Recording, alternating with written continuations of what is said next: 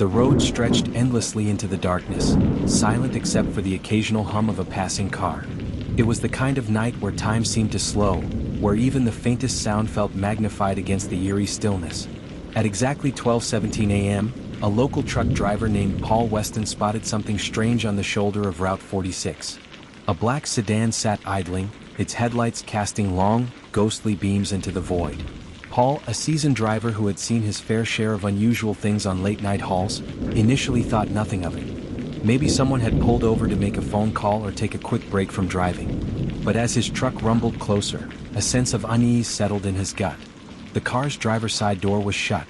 The passenger side was shut. No movement inside. No hazard lights flashing. The vehicle was just sitting there, running as if frozen in time. Something wasn't right. Paul slowed his truck to a crawl and pulled over a few feet ahead of the mysterious car. He turned on his hazard lights and climbed out, his boots crunching against the gravel. A cool wind whispered through the trees lining the road, rustling the leaves with an unsettling hush. As he approached the sedan, Paul knocked gently on the driver's side window. No response. He knocked again, harder this time. Still nothing. That's when he noticed the details that made his stomach tighten. The engine was still running, but the driver's seat was empty.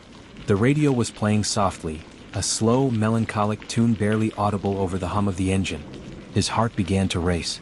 Paul tried the door handle. Locked. He circled the car, peering inside through the windows. The passenger seat held a crumpled fast food wrapper and an empty soda cup. The back seat was mostly empty, save for a jacket draped over the seat. Nothing looked out of place except for the fact that no one was there. Where was the driver? Adrenaline now pumping through his veins, Paul pulled out his phone and dialed 911. 911, what's your emergency? Yeah, I just pulled over on Route 46. There's a car here just sitting on the side of the road. Engine's running, but nobody's inside. The dispatcher's tone sharpened. Are you able to see any signs of an accident? What? Broken windows? Paul glanced around again, his breath visible in the cool night air. No, the car looks fine. Just empty. Did you see anyone walking nearby? No, nothing. Paul ran a hand over his face, his pulse still pounding. It's weird, man. Just doesn't feel right. The dispatcher assured him that officers were en route and asked him to stay at the scene if he felt safe doing so. Paul hesitated for a moment, glancing around at the pitch-black stretch of road. A part of him wanted to get back in his truck, lock the doors, and keep driving. But another part, the part that knew something was truly wrong, made him stay. He waited. 10 minutes passed. Then 15. Finally, flashing red and blue lights pierced the darkness as a patrol car pulled up. 2 officers stepped out, their faces unreadable as they approached Paul. You the one who called it in? One of them asked. Paul nodded. Yeah. It's been sitting here since I passed by. Nobody's inside. The officers exchanged a glance before one of them stepped forward and tried the driver's door. Still locked. He pulled a flashlight from his belt and shone it through the window, carefully inspecting the interior. Then, without a word, the second officer walked around to the passenger side, cupped his hands against the glass and peered inside. A sharp intake of breath. Chief, the officer muttered. You need to see this. Paul's stomach dropped. The first officer hurried over. A tense silence stretched between them as they examined whatever was inside. Then one of them turned back to Paul, his expression unreadable. You sure you didn't see anyone nearby? Paul swallowed. No one.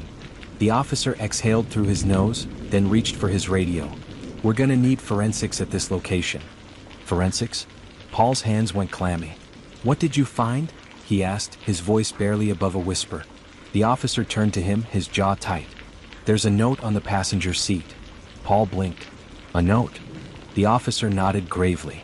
And it's got stain on it. The wind picked up then, a slow, eerie howl rustling through the trees. The once quiet road now felt suffocating, heavy with something unspoken. Paul didn't know why, but a shiver ran down his spine. Something told him that whoever had been inside that car hadn't just walked away.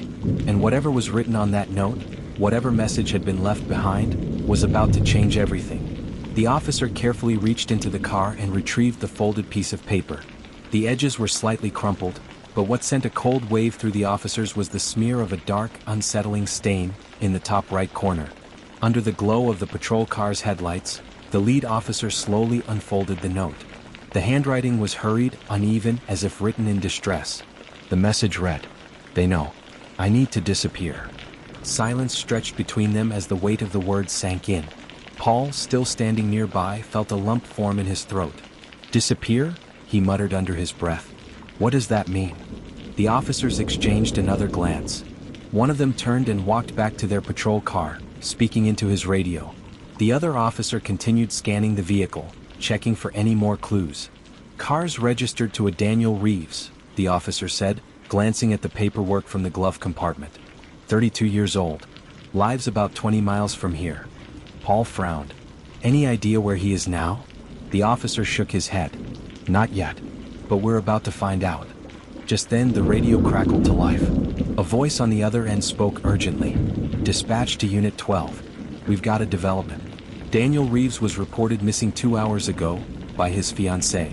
The air suddenly felt heavier. Paul's pulse quickened. The officer stiffened. Missing? If Daniel Reeves had been missing for 2 hours, then who had been driving this car before it was found? The officer's radio crackled again.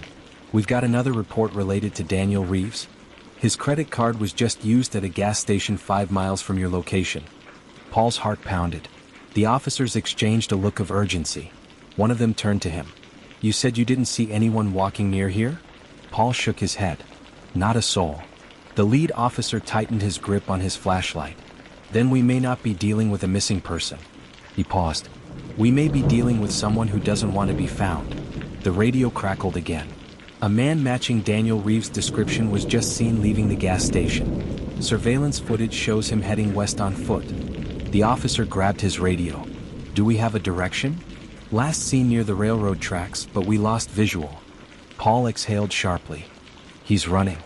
Without hesitation, the officers jumped into their patrol car, lights flashing. The hunt was on. Paul, unable to shake the mystery, hesitated. Then, against better judgment, he climbed into his truck and followed at a distance. As the officers neared the tracks, a shadow moved in the distance, darting between trees. Then, suddenly, headlights from an unknown vehicle lit up the darkness, speeding toward the fleeing man. The officers slammed on their brakes. The car screeched to a halt. And then, the figure vanished. A stunned silence fell over the officers as they scanned the darkened landscape. Paul, gripping his steering wheel tightly, felt a chill creep up his spine. The patrol car's spotlight swept across the tracks. Footprints in the dirt led to where the headlights had shone, but they ended abruptly. Where the hell did he go? One officer muttered. Before anyone could react, a sharp metallic clang echoed from the nearby storage yard. Something, or someone, was still out there. The officers exchanged a look. Then, guns drawn, they advanced toward the sound. Paul's breath caught as he watched from a distance. And then, from the shadows, a figure emerged. The figure stepped out of the shadows, hands raised in surrender. Daniel Reeves. His clothes were torn, his face pale with exhaustion. The officers ordered him to the ground, but his lips moved in a whisper. You don't understand, they took her. Paul's pulse pounded. Who? Daniel's eyes darted toward the dark expanse behind them. She's still out there. The officers exchanged glances. Who is she? My sister. They wanted me to take the fall. The realization struck like a hammer. This wasn't a simple case of a missing driver, it was part of something larger. A static-laced message came through the radio. We found something by the storage yard, a woman's scarf, torn, and a phone, Daniel's sister's phone. Daniel bolted toward the yard. The officers rushed after him, their flashlights cutting through the darkness. And then, a muffled cry. The officers sprinted forward. Paul stood frozen, watching as they uncovered a hidden passage leading underground. The case wasn't over. It had just begun. The officers descended cautiously into the underground passage, their flashlights slicing through the damp darkness. The air was thick, musty, and filled with an unsettling stillness. Footsteps echoed as they advanced, hearts pounding with the fear of the unknown. A faint sob echoed from deeper within. Over there, one officer whispered, gesturing ahead. They pushed forward and discovered a small, dimly lit chamber. In the center, a woman, Daniel's sister, Emily, sitting restrained, unable to move, her eyes wide with terror. A shadow moved near her. A man. Authorities issued a firm command. The man turned, startled. His expression was a mix of fear and urgency. You don't understand, he rasped. I was trying to keep her safe. Daniel, breathless, stepped forward. From who? A sudden creak echoed behind them. Another presence. A second figure emerged from the darkness, someone they hadn't expected. A local businessman. The officer's eyes widened. This was no random disappearance. This was a setup, a conspiracy, and they were only beginning to uncover the depths of the truth. What do you think was really happening underground?